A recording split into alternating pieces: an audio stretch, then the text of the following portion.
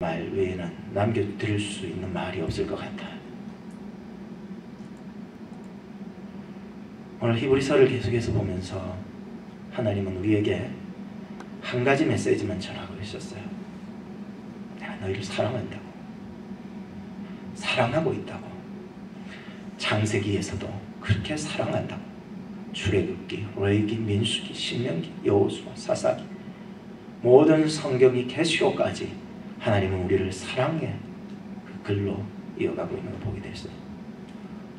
오늘도 하나님은 어떤 환난과 핍박 속에서도 우리 성도들이 하나님이 사랑하고 있기 때문에 그 어려움과 환난들을 잘 이겨내기를 바라는 마음이 간절한 것입니다. 오늘 이 말씀을 여러분들 마음속에 잘 기억하시며 살아가기를 바라요. 주보 안쪽에 보면은 어머니의 마지막 유언이라는 글이 있습니다. 길어서 끝부분만 읽어보겠습니다. 여러분 다 읽어보시면 참 의미 있을 것입니다. 어머니가 마지막 남길 수 있는 말. 내가 죽은 후에 나 때문에 울고 싶다면 사랑하는 아이들아, 너희 곁에 있는 형제들을 위하여 울어다오. 너희 두 팔을 들어 나를 껴안고 싶거든 내게 주고 싶은 바를 내 형제들에게 베풀어다오.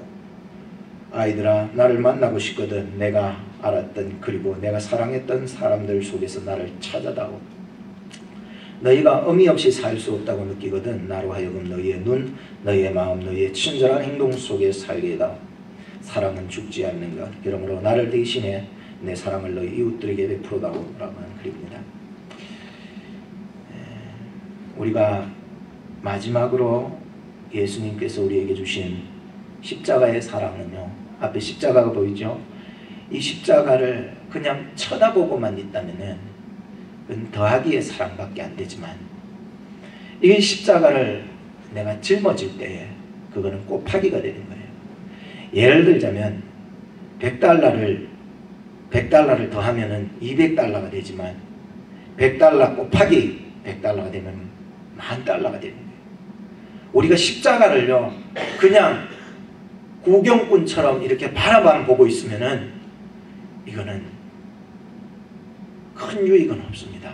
그러나 이 십자가를 내가 감당할 때, 내가 십자가를 질 때 여러분들의 인생은 놀라운 기적이 일어나는 줄로 믿으시기 바랍니다.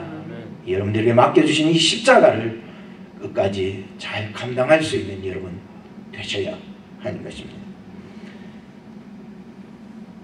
히브리서는 누가 기록했는지 잘 알 수는 없지만 그래도 하나님께서 성도들에게 주시는 하나님의 말씀이라는 것만은 틀림이 없었습니다. 히브리서를 받아보는 성도들은 유대인이었는데 대부분이 예수 그리스도를 믿고 기독교로 다 개종한 사람들이었습니다. 그러다 보니까는 그들은 율법과 전통과 율례에 많이 얽매여 있었습니다. 그런 와중에 유대교의 핍박과 또 로마 제국의 핍박 속에서 그들은 기독교 이 복음의 신앙을 저버리고 다시 유대교로 돌아간다거나 또 하나님을 멀리 떠나버리는 경향들이 많이 생기게 되었던 것이었어요.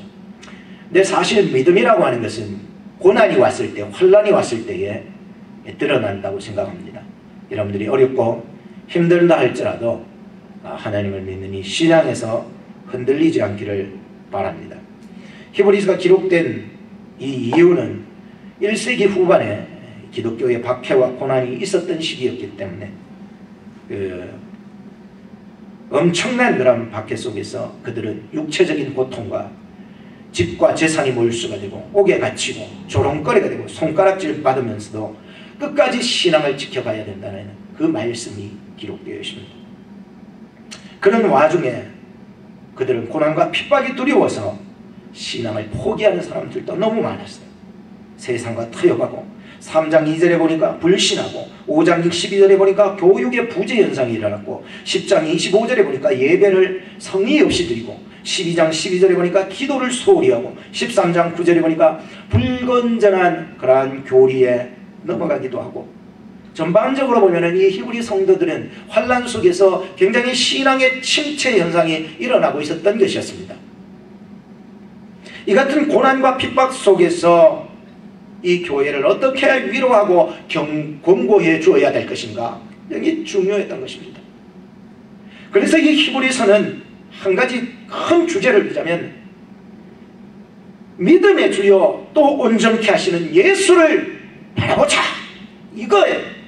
예수만 생각하고 예수만 바라보면서 나아가야 된다라고 하는 것을 강조해 주고 있었습니다. 왜냐하면 우리가 마지막 때에 오직 우리를 이 시련과 사자의 위협 속에서 우리를 건져내실 분은 오직 한 분밖에 없어요. 여러분, 시련과 어려움과 마지막 때를 이겨낼 수 있는 방법은 오직 예수 그리스도를 바라보며 그분을 믿고 따르는 길밖에는 희망이 없습니다. 이것이 히브리서가 얘기하고 있는 거예요.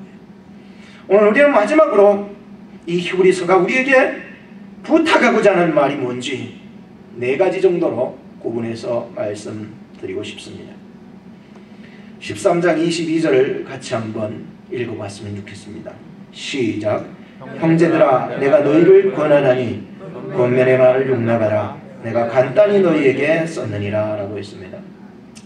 히브리서는 그렇게 길지 않아요. 13장이 되기 때문에 뭐 하루에도 읽으면 한 100번씩은 읽겠습니다. 그죠?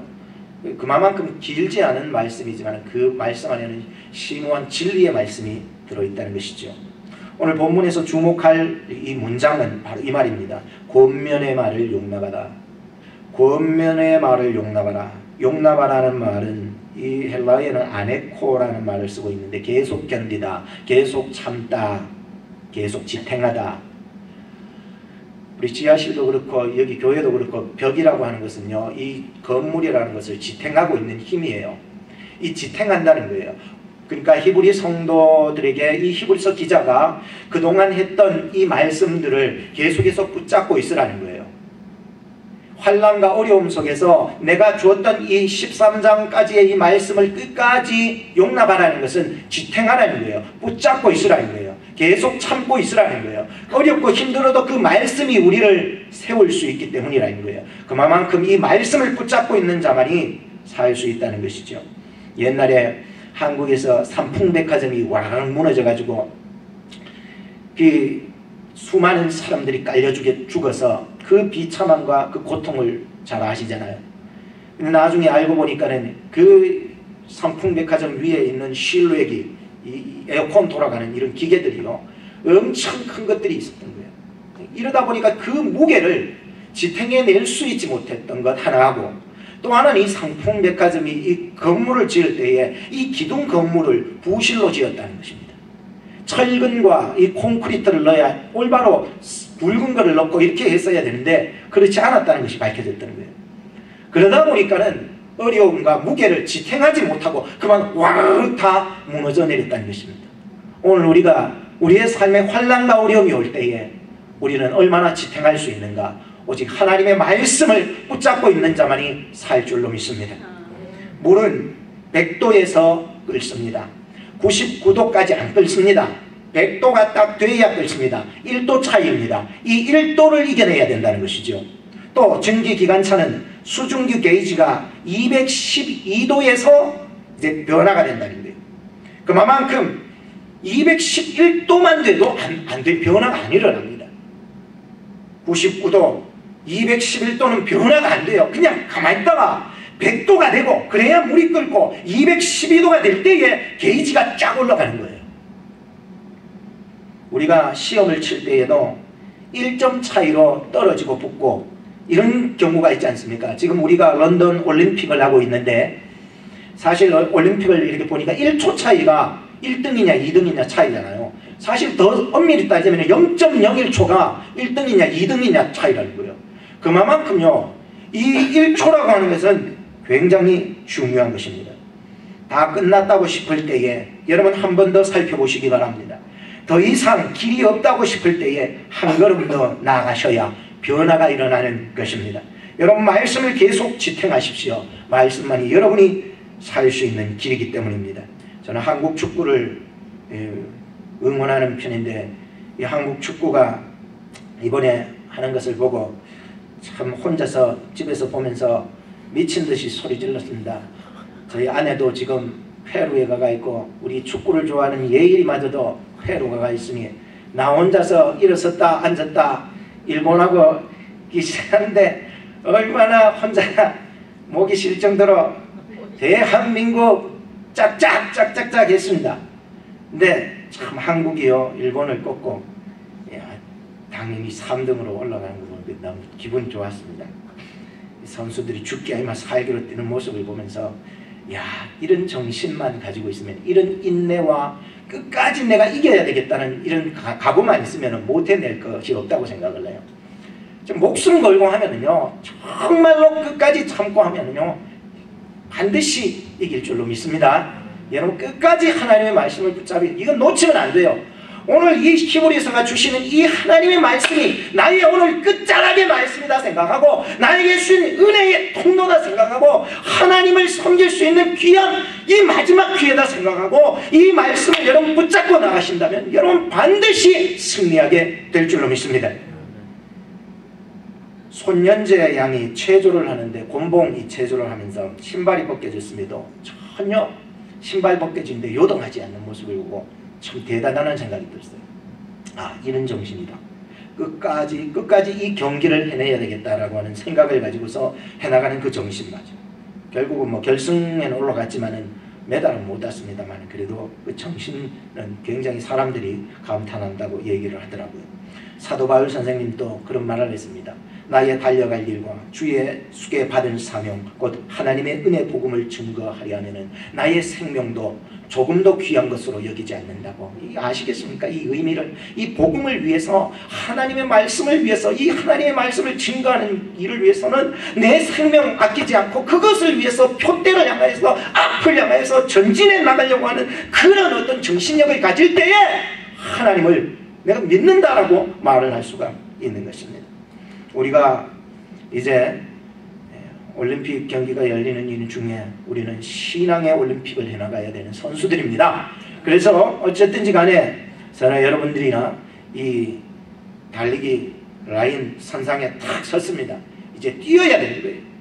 그 결승점을 향해 뛰어가야 되는 것입니다. 근데 중간에 포기하면 안 돼요. 내가 오늘 주신 이 말씀, 오늘 나에게 주신 이 교회, 오늘 나에게 주신 하나님의 나라와 그 의, 하나님의 복음을 위해서, 하나님의 말씀을 위해서 내가 지난주에는 얼마나 살아왔고 이제 앞으로 이 말씀을 주셨는데 이 말씀을 들고 내가 어떻게 살아나가야 되는가. 여러분들이 그 말씀을 붙잡고 지치면 안 돼. 넘어지면 안 돼. 인내하면서 그 말씀을 붙잡고 나가셔야 됩니다.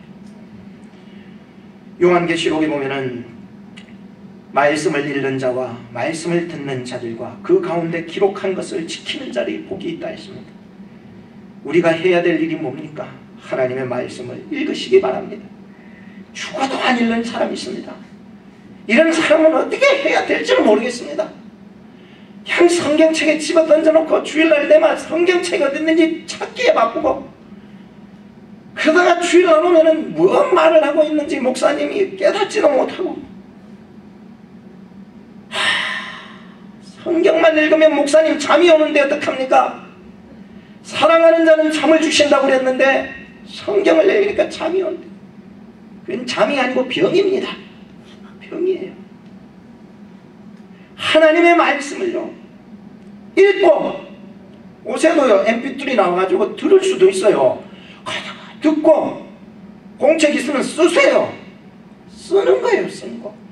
어떻게 보면 쓴다는 건 실천한다는 거나 똑같은데 힘들지요, 쓰는 게 사실. 그래서 어떤 사람은요 성경을 창세기부터 계시까지 다 쓴 사람 보면 존경스러워요. 존경스러워.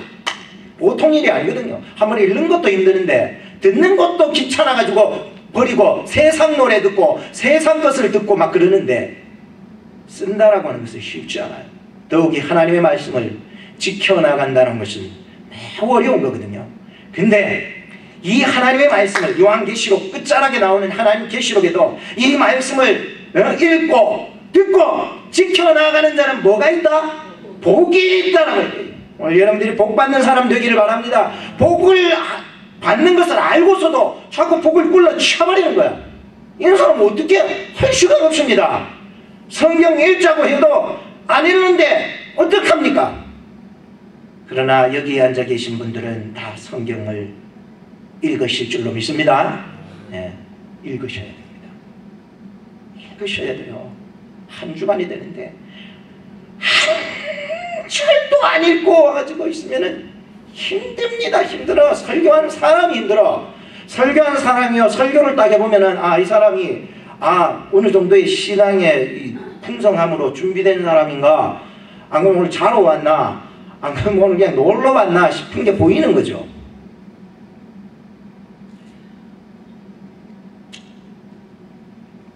여러분들이 참 어쨌든지 인내하면서 나가시기 바랍니다. 환난은 인내는 연단은 소망을 이루기, 이런 소망을 잡기 위해서 이 환난 속에서도 끝까지 인내하시기 바랍니다. 인내로서 우리 앞에 당한 경주를 경주하라고 히브리서는 강조하고 있죠. 23절 읽어봅시다. 시작. 우리 형제 디모데가 놓인 것을 너희가 알라. 그가 속히 오면 내가 저와 함께 가서 너희를 보리라 했습니다. 말씀이 참 어렵습니다. 어렵기 때문에 설교를 통해서 선포되는 말씀들을 들어주셔야 깨달음이 있습니다. 오늘날 둘째로 우리가 기억할 것은 자유하랍니다. 자유하라. 특별히 본문에서 중요한 인물이 한 사람 거론되죠. 디모데라는 인물입니다. 디모데라는 인물은요, 사실 복음을 전하다가 교회 기독교의 어떤 지도자급에 있는 사람이에요. 사도 다음으로 속사도급에 뭐 이런 사람 정도 되지만은, 이 디모데라고 하는 사람은 정말로 어릴 적 그 할머니의 신앙을 이어받은 사람이고, 어머니의 신앙을 잘 이어받아서 거짓없는 믿음이라고 디모데후서에 말합니다. 그러니까 이 디모데라는 사람은요, 그 당시에 굉장히 참 기독교 안에서도 굉장히 유망 있는 사람이에요. 이 사람이 복음을 전하다가 감옥에 갇혔는데 풀려났다는 소식이 전해집니다. 그러자 이 히브리서 기자가 감옥에서 풀려나면 이제 내가 디모데와 함께 히브리 성도들 당신에게 갈 테다. 가서 하나님의 복음을 전할 것이다. 기다리라. 라고 말씀해요. 히브리서 성도들이 얼마나 기쁘겠습니까? 사도행전에도 보면 베드로가 복음 전하다가 감옥에 갇혔을 때 천사가 풀어줘가지고 나왔을 때에 이 어떤 성도 집에 갔었는데 그 여자 소녀가 이 베드로의 음성을 듣고 깜짝 놀랐잖아요. 내다. 아니 베드로가 지금 감옥에 있는데 어떻게 나왔지? 깜짝 놀라 문도 안 열어주고 자기 집에 들어가가지고는 그게 베드로님이 나왔어요. 너무 좋으니까, 기쁘니까, 자유함을 얻었으니까, 하나님의 능력으로 풀려났으니까. 이 디모데라는 인물이요, 참 보면서 참 신앙 있는 사람이었어요. 근데 중요한 것은 이 디모데가 놓였다는 사실인데, 사실 이 디모데가 놓였다는 것은 노예였다는 그 자체가 자유함이라는 건 아니고, 그러니까 앞서 22절과 23절을 연장선상에서 이 본문을 보셔야 이해가 된다는 거예요. 그래서 하나님의 말씀을 굳건히 붙잡고 있다는 것, 지탱하고 있다는 거 말씀드렸죠. 이 하나님의 말씀을 끝까지 붙잡고 인내하며 지탱하고 있는 그 사람이 참된 자유가 있다는 거예요.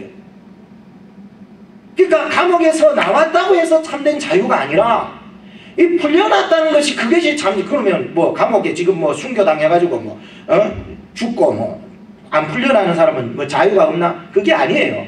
참된 자유라 하는 것은, 참된 노임이라고 하는 것은 내가 감옥에 있든지 사도 바울과 같이 감옥에 있을지라도 너희들이 기뻐하고 그렇게 하라고 하는 마음을 갖듯이, 이 참된 자유라는 것이 내가 어려움 속에 있든지 풍부함에 있든지 고난 속에 있든지 괴로움 속에 있든지 감옥에 있든지 어디에 있든지 그 속에서 내가 하나님의 말씀에 쫙 붙잡히고 있느냐라고 하는 것이 참된 자유인 줄로 믿으시기 바랍니다. 예? 근데 어떤 사람은 아이고 이 세상에서 내가 건강해야만 복이라고 생각하는데 아닙니다. 참된 복, 참된 행복, 참된 자유는 내가 어떤 상황에 처하든지 하나님이 나와 함께 하시다는 그 사실, 하나님의 말씀을 내가 붙잡고 있다는 사실, 내가 하나님의 말씀대로 지금 살아가고 있다는 사실이 참된 자유를 준다는 거예요.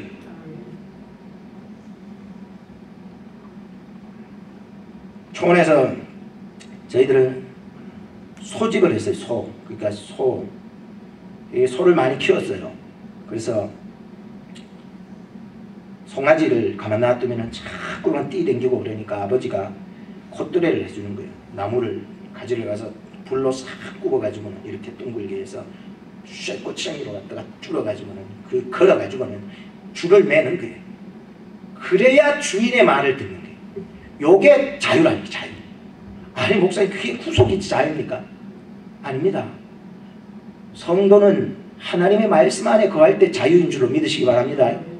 하고 그 답답해가 어떻게 사냐, 물고기가 저 답답해가 어떻게 사냐 물속에서, 그건 내 생각이죠. 내 생각이야. 새가 저 하늘에서 저렇게 나는데 좀 무서워서 어떻게 나냐, 그건 내 생각이라니까요. 성도는 하나님의 말씀 안에 있을 때 자유함이 있습니다. 그 말씀 안에 내가 하나님 안에 거하고 있을 때에 참 자유함이 있다는 거예요. 주여, 나로 하여금 하나님 참 자유 안에 거하게 하심을 감사합니다. 어떤 사람은 죄를 지어서 편안한 사람이 있어요. 이게 병이더라고요. 이게 치료받아야 돼요. 도둑질하는데 편안한 사람이 있습니까? 아이고 즐거워라 하면서 사람 죽이는 사람이 있습니까? 병입니다. 치료받아야 됩니다. 근데 대부분의 사람들은 죄 지을 때 다 편안하지 않습니다. 두렵습니다. 죄 짓고 나면은요 무섭습니다. 그러니까 사람은요 옳은 일 할 때에 자유가 있습니다. 성도는요 하나님의 말씀대로 살아갈 때 자유가 있는 거예요. 하나님의 말씀을 떠나고 하나님을 떠나서 밖으로 나가서 생활하는 거는 이건 자유고 대도 자유. 내 마음대로 하는 게 자유가 아니에요. 하나님의 뜻대로 하는 게 자유예요. 내 멋대로 죄 짓는 게 자유가 아니에요. 하나님의 말씀대로 살아갈 때 자유가 있다니까요. 평안한 거예요. 저는 잠언서 28장 1절을 보면서 깜짝 놀랐습니다. 이런 말씀이시요. 악인은 죄인은 나쁜 놈은 쫓아오는 자가 없어도 도망한대. 예? 악인은 죄인은 쫓아오는 자가 없어도 도망한대. 의인은 올바른 사람은 옳은 일을 하는 사람은 사자같이 담대함이 있다고 그랬어요. 오늘 저와 여러분이 하나님의 약속하신 말씀 안에서 사자같이 담대한 자유인들이 다 되시기를 주의 이름으로 축복합니다. 그래서 여러분들이 하나님의 말씀을 지켜나가는 거, 보고 듣고 하는 게 이 일에 여러분들 그거 하셔야 됩니다. 이게 자유한 거예요.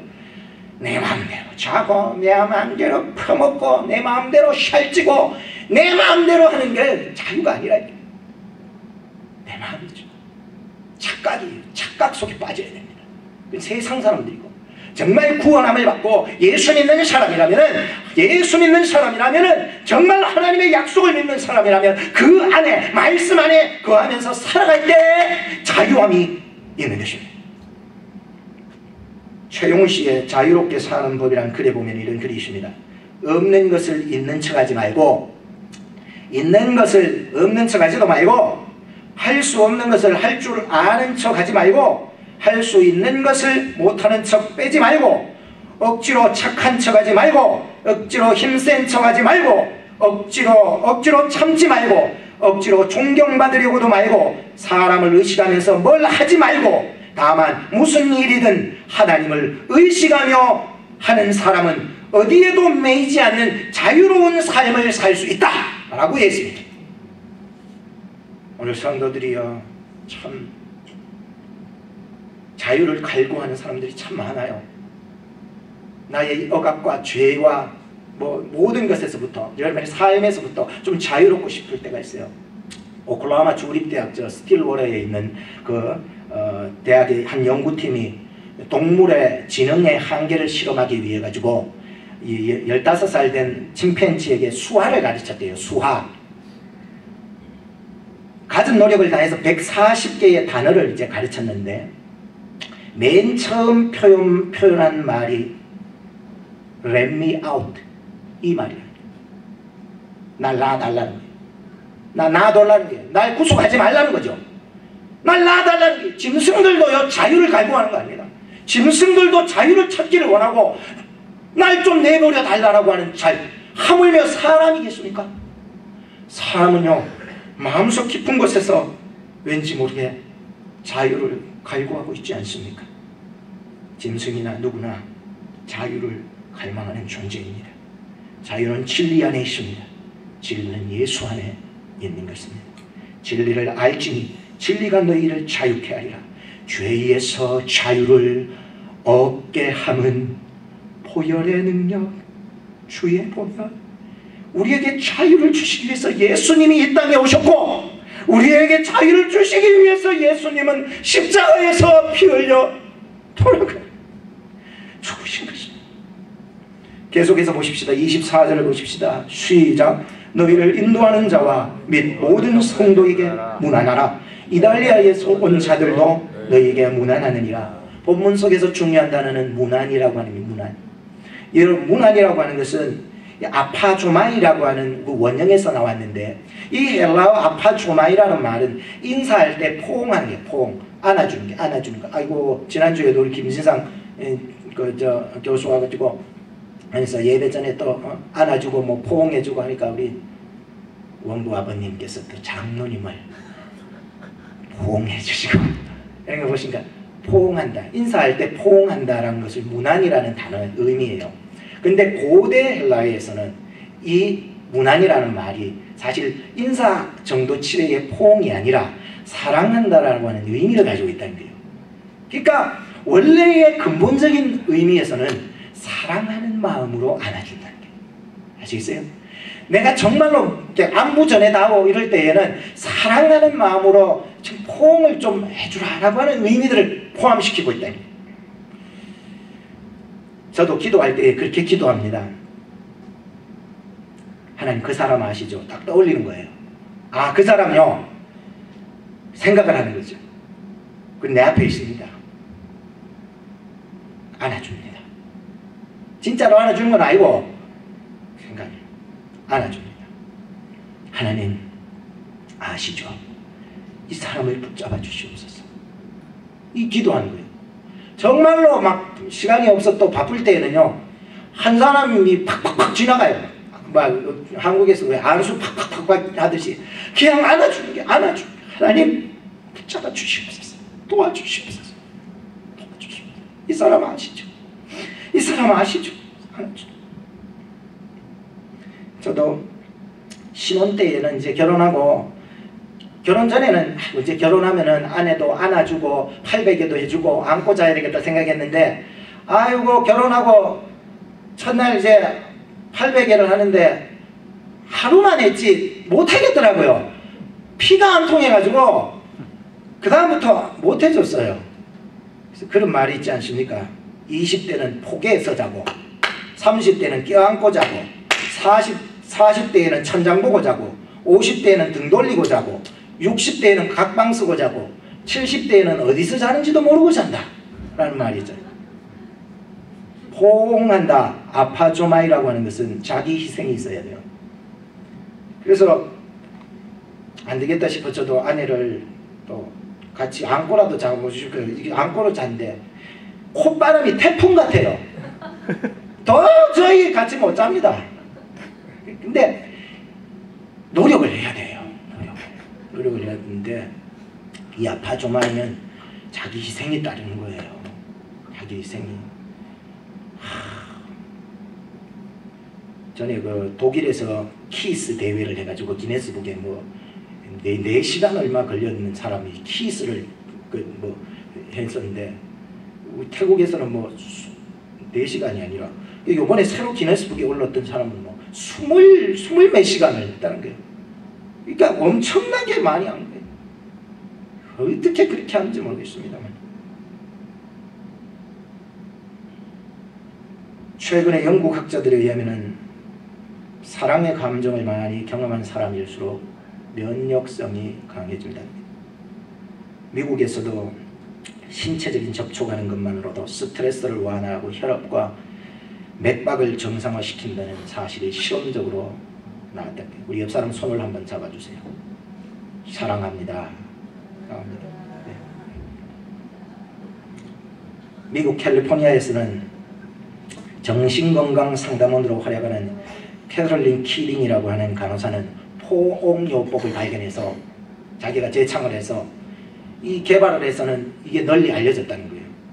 이 포옹요법을 통해 가지고 이 상처받은 사람들의 치료와 생존율이 확연히 높아졌다는 게, 포옹한다는 게 그게 너무 좋은가 봐. 그래서 그녀가 제창한 이 포옹요법은 기분 전환, 외로움, 두려움을 극복하고 자부심 생기고 타인을 사랑해주게 되고 젊음을 갖게 되고 긴장을 풀어주고 불면증을 없애주고 근육을 강하게 하고 뚱뚱한 사람들은 식욕을 억제하고 알코올과 약물 중독자들은 안정을 가져오게 했다는 발표입니다. 될 수 있는 한 많이 안아주시기 바랍니다. 저도 이 설교를 하면서 굉장히 마음이 무겁습니다. 저희 아내가 지금 보름 후에 오겠지만은 안아줘야 된다는 생각을 가지면은 참 힘이 듭니다만은 노력을 해보십시다. 노력을 해보면 됩니다. 경상도 사람이라 집에 가면은 뭐 왔나 밥은 아는 자자 이게 다니까 심심하죠. 그럼에도 불구하고 장로님께서는 권사님을 한번 안아주시기 바랍니다. 이 시간에 장로님과 권사님이 대표로 됐습니다. 그만합시다. 집에 가셔서 하십시오. 이거 하시고 안아주는 것이 그만큼 좋은 거라는 게 치유하는 길이라는 게. 그럼에도 불구하고 안아주지 못하는 마음이 있습니까? 사람은 누구나 다 포옹이 필요한 사람들이 많이 있습니다. 아파하는 자들에게 찾아가서 포옹하시기 바랍니다. 하나님은 여러분을 사랑하시며 포옹하신다는 거야. 로마서 5장 8절에 우리가 아직 죄인 되었을 때에 그리스도께서 우리를 위하여 죽으심으로 하나님께서 우리에게 대한 자기의 사랑을 확증하셨느니라. 마지막 본문을 봅시다. 25절입니다. 시작. 은혜가 너희 모든 사람에게 있을지어다. 짧은 말인데 중요한 말이 뭘까요? 은혜 맞습니다. 은혜 받아야 될 자가 은혜 받아야 돼요. 여러분, 우리는 은혜 안에 있어야 되는 거예요. 은혜 안에 있어야 살 수가 있고, 은혜를 바라봐야 사랑할 수 있고, 은혜로서만이 가는 길, 은혜로서만이 나갈 수 있는 거예요. 은혜. 노아도 은혜를 받았어. 구원을 받았어요. 은혜를 받았어. 마리아도 은혜 받은 자여 평안할지어다. 주께서 너와 함께 하시도다. 은혜 받은 자. 은혜가 뭐예요? 하나님께서 값없이 주시는, 베풀어 주시는, 예수 그리스도 안에서 주신 그 값없이 주신 선물, 값도 없이 그냥 거저 주신 선물, 그것이 은혜라는 거예요. 그래서 주일학교의 어떤 한 선생님이 주일학교 학생들에게 그 은혜를 가르치기 위해서 자기의 은시계를 정말로 줬다는 얘기가 있어요. 은시계를 딱 풀더니 아이들한테는 이거 너에게 줄게, 그냥 줄게 하니까 에이 거짓말. 다른 얘기, 이거 너에게 줄게. 거짓말. 이거 너에게 줄게. 거짓말. 근데 마지막에 있던 내가 낼름 받아서는 자기 숨은 애들, 이것이 은혜라는 거예요. 거저 주시니까는 에이 거짓말. 공짜로 주시니까 거짓말. 하나님의 은혜는 값없이 신 선물입니다. 받는 자는 그의 것이 되는 것이죠. 결론을 짓겠습니다. 히브리서를 오늘 제가 이제 마지막으로 길지는 않았지만 다 설교를 하면서 그 내용면에 있어서는 어떤 성경보다 심오한 진리가 들어있었습니다. 우리는 오늘도 저 천국까지 신앙의 경주를 하고 있습니다. 오늘 히브리서의 마지막 부탁의 말씀을 꼭 기억하시기 바랍니다. 하나는 끝까지 인내하시기 바라고, 또 하나는 자유하시기 바랍니다. 또 하나는 사랑하시기를 바라고, 또 하나는 은혜 안에 거하며 살아가시기를 주의 이름으로 축복합니다. 기도하겠습니다. 나의 나 된 것은 하나님의 은혜로 된 것이니 내게 주시는 그 은혜가 헛되지 아니하여 내가 모든 사도보다 더 많이 수고하였으나 내가 아니요 오직 나와 함께 하신 하나님의 은혜로다. 할렐루야. 하나님 감사합니다. 하나님 주신 귀한 그 은혜, 그 사랑, 예수 그리스도의 십자가의 보혈로 말미암아 제가 지금 이렇게 살고 있사오니 항상 하나님 앞에 설 때에 이 말씀들을 꼭 기억하며 끝까지 인내하며 자유하며 사랑하며 은혜 안에 거하는 자들 되게 하여 주옵소서. 환난이 우리에게 닥쳐온다 할지라도, 핍박이 우리에게 닥쳐온다 할지라도, 나에게 주신 오늘 이 마지막 이 말씀을 꼭 기억하면서 끝까지 저 천국까지 완주한 신앙의 선수들이 되게 하소서. 멸류관을 얻는 저희들 되게 하여 주옵소서. 예수님의 이름으로 기도합나이다. 아멘. 우리 주보와 쪽인 찬양